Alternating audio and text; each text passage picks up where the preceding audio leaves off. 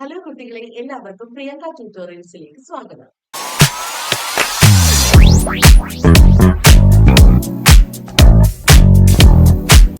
ഇന്ന് നമ്മൾ പ്രശസ്ത ചെറുകഥാകൃത്തായ ഷാഹിന കെ എഴുതിയ ചിത്രകാരി എന്ന മനോഹരമായ ചെറുകഥയാണ് പഠിക്കാനായി പോകുന്നത്. ഈ കഥയുടെ പ്രധാന ആശയം എന്താണെന്ന് വെച്ചാൽ, ഒരു കലാകാരിയുടെ സർഗാത്മകതയും അവളുടെ മൗനവുമാണ്. വരയ്ക്കാൻ അതിയായ ആഗ്രഹവും കഴിവുമുള്ള ഫിസ എന്ന പെൺകുട്ടിയും അവളുടെ കലയെ വെറും ഒരു അനാവശ്യമായി മാത്രം കാണുന്ന ഭർത്താവായ ഹാസിഫിന്റെയും കഥയാണിത്. ഒരു സ്ത്രീയുടെ സ്വപ്നങ്ങളെയും ആഗ്രഹങ്ങളെയും സമൂഹം എങ്ങനെ നോക്കിക്കാണുന്നുവെന്നും തന്റെ ഉള്ളിലെ വേദനകളെ അവൾ എങ്ങനെ നിറങ്ങളിലൂടെയും മൗനത്തിലൂടെയും അതിജീവിക്കുന്നു എന്നുമാണ് ഈ കഥ നമ്മെ പഠിപ്പിക്കുന്നത്. ഇനി ഈ കഥ എഴുതിയ ഷാഹിന കെ എന്ന കഥാകാരിയെ നമുക്കൊന്ന് പരിചയപ്പെടാം. ഷാഹിന കെ മലയാള സമകാലിക സാഹിത്യത്തിലെ പ്രമുഖ ചെറുകഥാകൃത്തായ ഷാഹിന കെ 1978 ജൂൺ 29 മലപ്പുറം ജില്ലയിലെ പെരിന്തൽമണ്ണയിൽ ജനിച്ചു. നിലവിൽ ഇരുമ്പുഴി ഗവൺമെന്റ് ഹയർ സെക്കൻഡറി സ്കൂളിൽ അധ്യാപികയായ അവർ സാധാരണക്കാരുടെ ജീവിത പ്രശ്നങ്ങളും സ്ത്രീപക്ഷ ചിന്തകളും തീക്ഷ്ണമായ ഭാഷയിൽ കഥകളിലൂടെ അവതരിപ്പിച്ചിരുന്നു. പുതുമഴ ചുരുളുള്ള ചുംബനങ്ങൾ, അനന്തപത്മനാഭന്റെ മരക്കുതിരകൾ, നീല തീവണ്ടി എന്നിവയാണ് ഇവരുടെ പ്രധാന കൃതികൾ. സാഹിത്യ സംഭാവനകൾ മുൻനിർത്തി 2015 ഇടശ്ശേരി പുരസ്കാരം, TV കൊച്ചുബാബ പുരസ്കാരം, മുതുകുളം പാർവതിയമ്മ പുരസ്കാരം എന്നിവയടക്കം നിരവധി ബഹുമതികൾ ഇവർക്ക് ലഭിച്ചിട്ടുണ്ട്. ഇനി നമുക്ക് നേരെ പാഠത്തിലേക്ക് കടക്കാം. ഉറക്കമുണർന്ന് അയാൾ എത്തുമ്പോഴേക്കും ഫിസ അവളുടെ ക്യാൻവാസിൽ മഞ്ഞ നിറങ്ങളുടെ ഒരു വിസ്മയം സൃഷ്ടിച്ചിരുന്നു. പല ദിശകളിലേക്ക് മാറി മാറി ചലിച്ചുകൊണ്ടിരുന്ന ബ്രഷിനോടൊപ്പം മഞ്ഞയുടെ പേരിട്ട് വിളിക്കാനാവാത്ത ചില അനുഭവങ്ങൾ പച്ചകളുമായി ഇടകലർന്നു. വരയ്ക്കുമ്പോഴൊക്കെ ഹാസിസ് പുറകിൽ നിന്ന് തുറിച്ചു നോക്കുന്നതും അഭിപ്രായങ്ങൾ പറയുന്നതും അവൾക്ക് ഒട്ടും ഇഷ്ടമായിരുന്നില്ല. നീ എന്താ വരച്ചു കൂട്ടണേ? അവളുടെ അനിഷ്ടങ്ങൾ അറിയാമായിരുന്നിട്ടും അയാൾ ചോദിച്ചിരുന്നു. 4-5 വരയും കുറിയും, ഇതൊക്കെ ആർക്കാ പറ്റാത്തെ? അങ്ങനെയൊക്കെയുള്ള അഭിപ്രായ പ്രകടനങ്ങൾക്കൊടുവിൽ അവളുടെ നിശബ്ദത എല്ലായ്പ്പോഴും അയാളെ തോൽപ്പിച്ചു കളയും. അതൊക്കെ പക്ഷേ വർഷങ്ങൾക്ക് മുമ്പാണ്. കല്യാണം കഴിഞ്ഞ് ഇവിടെ എത്തിയ സമയത്തുണ്ടായിരുന്ന ചില ജാടകൾ ഹാഫിസ് ഓർത്തു. എല്ലാവരും കൂടുമ്പോഴും വർത്താനം പറഞ്ഞുകൊണ്ടിരിക്കുമ്പോഴും ആവും അവളുടെ പെട്ടെന്നുള്ള എണ്ണീറ്റുപോക്ക്, അല്ലെങ്കിൽ ശ്രദ്ധ കാട്ടായ്മ. എന്നിട്ടൊരു നോട്ടുബുക്ക് തുറന്ന് ചിലത് കുറിച്ചിടും. പിന്നെ തിരികെ വന്നാൽ വലിയ സന്തോഷമാണ്. കുറിക്കുന്നതോ പോറിടുന്നതോ എന്തെന്ന് അയാൾ ഒരിക്കലും ചോദിക്കാൻ പോയിട്ടില്ല. അവൾ കാണിച്ചിട്ടുമില്ല. കൂട്ടത്തിൽ കൂടാൻ എന്താടാ ഓൾക്കൊരിത്? ഒരിക്കൽ ഉമ്മ ചോദിച്ചു. മറ്റോരെ കൊണ്ട് പറയിപ്പിക്കാൻ ആള് കൂടുമ്പോ ഓളുടെ വരയെ കുറിയും. ആ ഇടെ ഒരിക്കൽ ഉമ്മ അതങ്ങ് നേരിട്ട് പറയുകയും ചെയ്തു. അടുപ്പത്തെ പണി പഠിക്കാണ്ട് പറ്റൂല ഫിസൈ. വെള്ളത്തിൽ കുതിർന്ന ബ്രഷ് പതിയെ കുടഞ്ഞ് അവൾ അപ്പോൾ പറഞ്ഞു, ഞാൻ പണിയൊക്കെ തീർത്തിട്ടാ ഉമ്മ. അതുപോരാ. ഉമ്മ അവൾക്ക് മുന്നിൽ വന്നു നിന്നു.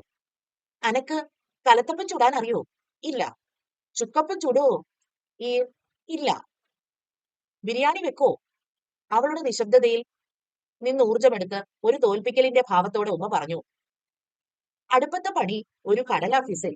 അതങ്ങട്ട് തീർന്നു എന്ന് പറയാൻ പറ്റും എങ്ങനെ? അതിന്റെ പെയിന്റടി പോലല്ല അത്. എന്നല്ല, ഇതൊന്നും പെണ്ണുങ്ങൾക്ക് പറ്റിയ പണിയല്ല. കുടുംബത്തെ ആണുങ്ങൾക്ക് വായ്ക്ക് രുചിയായി വല്ലതും വെച്ചുണ്ടാക്കുക, കുട്ടികളുടെയും മക്കളുടെയും കാര്യം നോക്കുക, അത്ര തന്നെ പെണ്ണുങ്ങൾക്ക് പറഞ്ഞ പണി. അല്ലെങ്കിൽ നാളെ മുതല് നമുക്ക് എല്ലാവർക്കും ഇവിടെ ഇന്ന് ചിത്രം വരയ്ക്കാം. ആരും ഒന്നും തിന്നു കുടിക്കുകയും വേണ്ട. കൈകൾ ആയത്തിൽ വീശി അവളുടെ വരകളിലേക്ക് പുച്ഛം ഒരു നോട്ടവും എറിഞ്ഞ് ഉമ്മ കടന്നു പോകവേ 2 കണ്ണുകളുടെ നനഞ്ഞ നോട്ടം തന്നിലേക്ക് പടരുന്നത് തീർത്തും അവഗണിച്ച് അയാൾ നഖങ്ങൾക്കുള്ളിലെ ചെളി അടർത്തിക്കൊണ്ടിരുന്നു.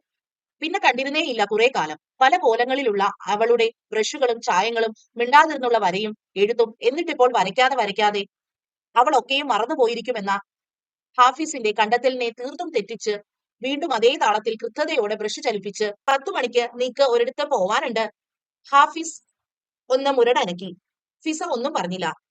അസകൃതയോടെ പിന്നെ അതും ഇതും തിരയുന്ന പോലെ മുറിയിലോട്ട് അങ്ങോട്ടും ഇങ്ങോട്ടും 2 ചാൽ നടന്ന് ജനലിൽ ഒന്ന് തുറന്നടച്ച് അലമാരയിൽ ചിലത് പരതി അയാൾ അവളുടെ മുഖത്തേക്ക് ഒളികണ്ടിട്ടു.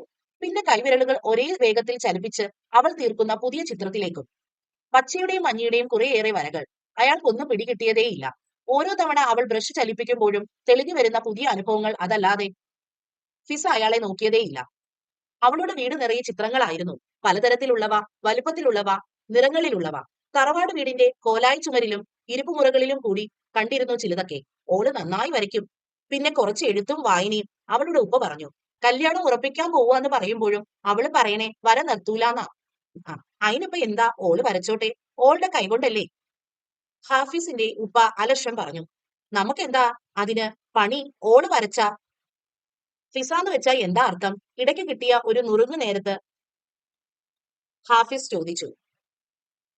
ഭംഗിയുള്ള ഒരു പെയിന്റിംഗ് അയാൾക്ക് മുന്നിലേക്ക് നീക്കിവെച്ച് അവൾ പറഞ്ഞു. നോക്കൂ, മൂടൽമഞ്ഞു പടർന്ന പ്രകൃതി. ഇടയ്ക്ക് മായുന്ന മഞ്ഞിലൂടെ കടന്നുവരുന്ന തെളിവെയിലിൽ നരച്ച പച്ചയുടെ മഞ്ഞയുടെ ഇടയ്ക്ക് പൊട്ടിവിടർന്ന ഒരു ചുമന്ന പൂവ്. മൂടൽമഞ്ഞ്, അവൾ പറഞ്ഞു. അതാണ് ഫിസ. അയാൾക്ക് ആകെപ്പാടെ വിസ്മയം തോന്നി. ഒരിത്തിരി അപകർഷവും. ഇങ്ങനെ ഒരു പെൺകുട്ടിയെ അയാൾ ഒരിക്കലും പരിചയപ്പെട്ടിരുന്നില്ല. വെറുതെ കലപില പറഞ്ഞു പോകുന്ന പെൺകൂട്ടങ്ങൾ, അവരുടെ ഉടുപ്പുകൾ, വളകിലുക്കങ്ങൾ, ഒളിനോട്ടങ്ങൾ, ഫാഷനെയും സിനിമയെയും കുറിച്ചുള്ള വർത്താനങ്ങൾ, ആൺകുട്ടികളെ കുറിച്ച്. ഇതിനപ്പുറം മൂടൽമഞ്ഞ്. റബ്ബറിന്റെയും സ്വർണത്തിന്റെയും വിലക്കയറ്റി ഇറക്കങ്ങൾ, നല്ല ഭക്ഷണം, ചിരിക്കാൻ വകതരുന്ന സിനിമ, അതൊക്കെ അയാൾക്ക് താല്പര്യമുള്ള വിഷയങ്ങളാണ്. പക്ഷേ ചിത്രങ്ങളും കവിതകളും ഞാൻ കണ്ടിട്ടുണ്ട്. നിന്റെ പെണ്ണിനെ കണ്ണൂര് വെച്ച് ഇന്റർസോണിന് സുഹൃത്ത് പറഞ്ഞു. നന്നായി വരയ്ക്കുമായിരുന്നു. അവൾക്കു തന്നെയായിരുന്നു അന്ന് ഒന്നാം സമ്മാനം. ആ വർഷം ചിത്രപ്രതിഭയുമായി ഒരുപാട് പേർ അവളെ അഭിനന്ദിക്കുന്നത് കണ്ടിട്ടുണ്ട്. കുസൃതിയോടെ ഹാസിസിന്റെ മുഖത്തേക്ക് പാടി നോക്കി അവൻ പറഞ്ഞു. അവളുടെ കൈവിരലുകൾ കണ്ടിട്ടുണ്ടോ നീ?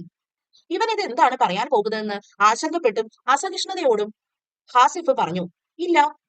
ദൈവം തൊട്ട കൈവിരലുകൾ. അഭിപ്രായം എന്റേതല്ല ഹാഫി. അന്ന് ഞങ്ങളുടെയൊക്കെ ചിത്രങ്ങൾ കാണാൻ ആർട്ടിസ്റ്റ് മാധവൻ സാർ വന്നിരുന്നു. അദ്ദേഹം മാത്രമല്ല. അത്യാവശ്യം വാക്കുണ്ടെന്ന് തോന്നുന്നു കക്ഷിയുടെ കയ്യില്. പക്ഷെ ഭയങ്കര സൈലന്റ് ആയിരുന്നു. ഇപ്പോഴും എക്സ്ട്രീംലി സൈലന്റ്. എന്നിട്ടോ ദൈവമേ, ആ കലാകാരിയാണ് ഈ കച്ചവടക്കാരന്റെ മൂക്ക് കയറി.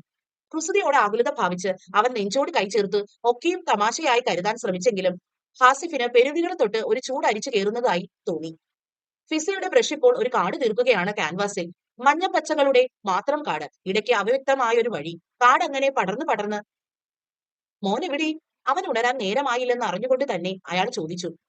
ചോദ്യത്തിന്റെ ലക്ഷ്യം ശരിക്കറിഞ്ഞെന്ന പോലെ ഫിസ അത് കേട്ടതായി ഭാവിച്ചില്ല. ബ്രഷിന്റെ ഗതിഭേദങ്ങളിലേക്ക് മാത്രം സാഹൃദം നോക്കി തുടർന്നു. ഹാഫിസ് പൊടുന്നേനെ അവളുടെ കൈവിരലുകളിലേക്ക് നോക്കിപ്പോയി. നീണ്ടു നേർത്ത കൈവിരലുകൾ, ദൈവം തൊട്ടവ. പൊടുന്നേനെ ഒരു ആശ്വാസം എന്തിനെന്നില്ലാതെ അയാളെ മൂടാൻ തുടങ്ങി. അസകൃതയോടെ വരാന്തയിലേക്ക് ഇറങ്ങി അന്നത്തെ പത്രമെടുത്ത് നിവർത്തുമ്പോഴേക്കും അയാളുടെ ചിന്ത അവളുടെ ക്യാൻവാസിനെ കുറിച്ചായിരുന്നു. എന്തിനെന്നില്ലാതെ അയാളെ വല്ലാതെ അലോസരപ്പെടുത്തിയിരുന്ന, അപകർഷപ്പെടുത്തിയിരുന്ന അവളുടെ വര. ഇടയ്ക്കൊരിക്കൽ അവളുടെ ചിത്രങ്ങൾ കാണാനും എന്തൊക്കെയോ വിവരങ്ങൾ തിരക്കാനുമായി ആരോ ചിലർ വന്നുപോയി. ഒരു എക്സിബിഷൻ നല്ലൊരു വഴി തുറന്നു തന്നേക്കും, അവർ പറഞ്ഞു. ഫിസ നല്ല ഉത്സാഹത്തിലായിരുന്നു. ഒരു താക്കീത് പോലെ അവനെ നോക്കി. ഉപ്പ കടന്നു പോകവേ ഹാസിഫ് അവസാനം എന്നോണം അവളോട് പറഞ്ഞു. ഒരു പണ്ടാരവും വേണ്ട. അവൾ പ്രതികരിച്ചില്ല. എപ്പോഴെന്ന പോലെ നിശബ്ദയായി അങ്ങനെ അങ്ങ് പോയി കളഞ്ഞു. ഈ മിണ്ടായിരിക്കലാണ് ഏറെ വെറുപ്പിക്കണത്, ഹാഫിസ് മനസ്സിൽ പറഞ്ഞു. ചിത്രം വരയുന്നവര് മിണ്ടാറില്ലേ? മിണ്ടിയ വര തെറ്റോ? അയാൾ അവളോട് ചോദിച്ചു. ഇതിന് അഹങ്കാരം എന്നാ പറയാറ്. വലിയ ആളുകളി. ഒരു ചായ വേണം എനിക്ക്. ഒരു ചായ. അയാൾ നിയന്ത്രണം മറ്റൊരൊച്ചയിൽ വീണ്ടും പറഞ്ഞു. പിന്നെ അവളുടെ കയ്യിലെ ബ്രഷ് ഒരൊറ്റ തട്ടിന് തെറിപ്പിച്ചു കളഞ്ഞു. കാടിന്റെ പച്ചയിൽ അങ്ങിങ്ങ് ചില നിറങ്ങൾ പടർന്നു. ഒരു ചേർച്ചയും ഇല്ലാത്തവ. നിർനിമേഷമായി കുറച്ചിടെ അത് നോക്കി നിന്ന അവൾ പിന്നെ പതിയെ മുറിവിട്ടിറങ്ങി. ഡൈനിങ് ടേബിളിനരികിലേക്ക് നീങ്ങി. അവൾക്ക് പതിയെ കിതച്ചെത്തിയ അയാൾക്ക് മുന്നിലേക്ക് നീക്കിവെച്ച് അടച്ചുവെച്ച പാത്രങ്ങൾ തുറന്നു. മേശപ്പുറത്ത് അയാൾക്ക് ഇഷ്ടമായിരുന്ന പത്തിരിയും തേങ്ങാപ്പാലും നേരത്തെ ഒരുക്കി ചൂടാറാതെ അടച്ചു വെച്ചിരുന്നു. അയാൾ അവളുടെ കൈവിരലുകളിലേക്ക് കണ്ടു നോക്കി. ദൈവം തൊട്ട കൈവിരലിൽ അപൂർവമായൊരു ചിത്രത്തിന്റെ മഞ്ഞപ്പച്ച ആയങ്ങൾ അപ്പോഴും പറ്റി നിന്നിരുന്നു. നിശബ്ദമായൊരു കരച്ചിലോടെ അവൾ കൈ കഴുകാൻ തുടങ്ങി. ഇതാണ് ഈ പാഠഭാഗം. ഈ പാഠഭാഗം നിങ്ങൾക്ക് ഇഷ്ടപ്പെട്ടുവെങ്കിൽ കൂടുതൽ ലളിതമായ പഠന വീഡിയോകൾക്കായി പ്രിയങ്ക ട്യൂട്ടോറിയൽ സബ്സ്ക്രൈബ് ചെയ്യൂ.